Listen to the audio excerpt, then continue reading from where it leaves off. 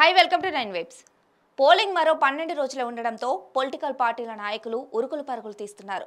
ఓటర్లకు చెప్పేది చెప్పి ప్రతిపక్షాలను తిట్టేది తిట్టి ఓట్లు దండుకునే ప్రయత్నాలు మరింత తీవ్రతరం చేశారు.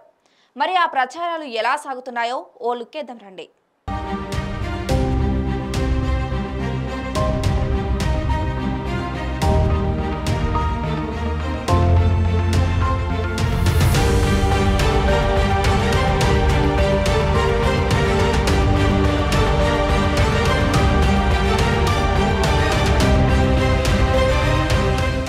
వరంగల్, మహబూబాబాద్ లోక్సభ నియోజకవర్గాల్లో 3 ప్రధాన పార్టీ అభ్యర్థులు పోటాపోటీగా ప్రచారం నిర్వహిస్తున్నారు.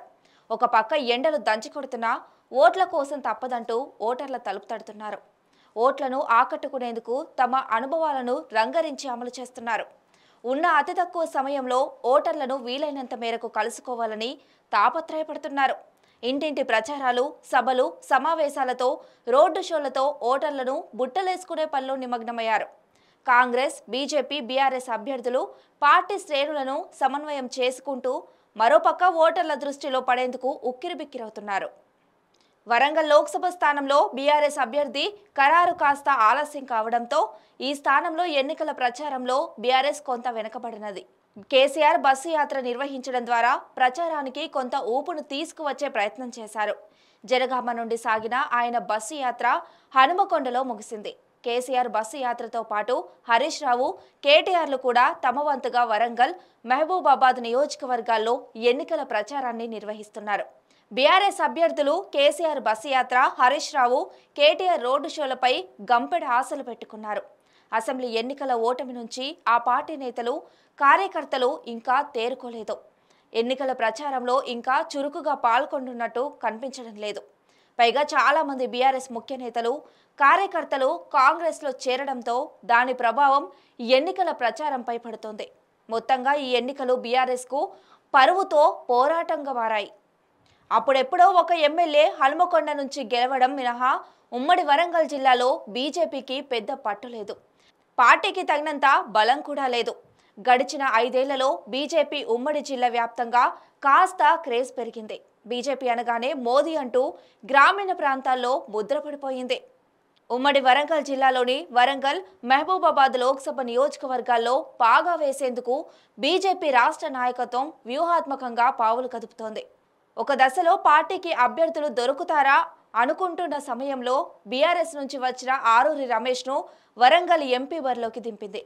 మానుకోటలోను బీఆర్ఎస్ మాజీ ఎంపీ అజ్మీరా సీతారాంనాయక్ కమలం కండువా కప్పి మరీ పోటీలో నిలబెట్టింది. గులాబీ రక్తం వారికి ఏ మేరకు సహకరిస్తుందో గానీ రాష్ట్ర నాయకత్వం ఈ 2 స్థానాలను తమ బుట్టలో వేసుకునేందుకు అన్ని రకాలుగా ప్రయత్నాలు చేస్తోంది.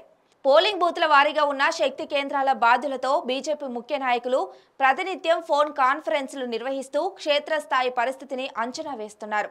ప్రచారానికి సమయం ఉండడంతో చివరి 2 రోజుల్లో ప్రధాని మోదీతో బహిరంగ సభ నిర్వహించేందుకు రాష్ట్ర నాయకత్వం ప్లాన్ చేస్తోంది.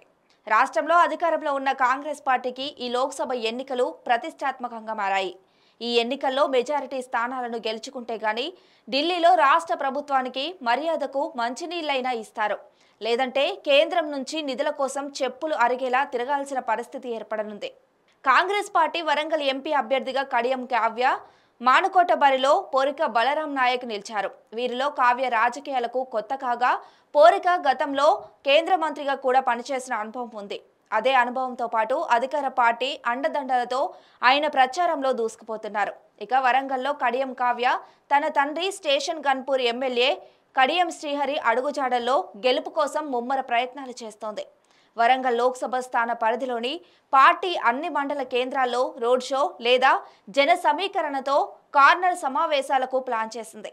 ఇప్పటికే 2 దఫాలుగా ఉమ్మడి వరంగల్ జిల్లాలో సభలు నిర్వహించిన సీఎం రేవంత్ సమయం ఉంటే మరోసారి వరంగల్లో పర్యటించి ఓటర్లను తమ వైపుకు తిప్పుకునేందుకు ప్రణాళికలు సిద్ధం చేస్తున్నట్లు తెలుస్తోంది.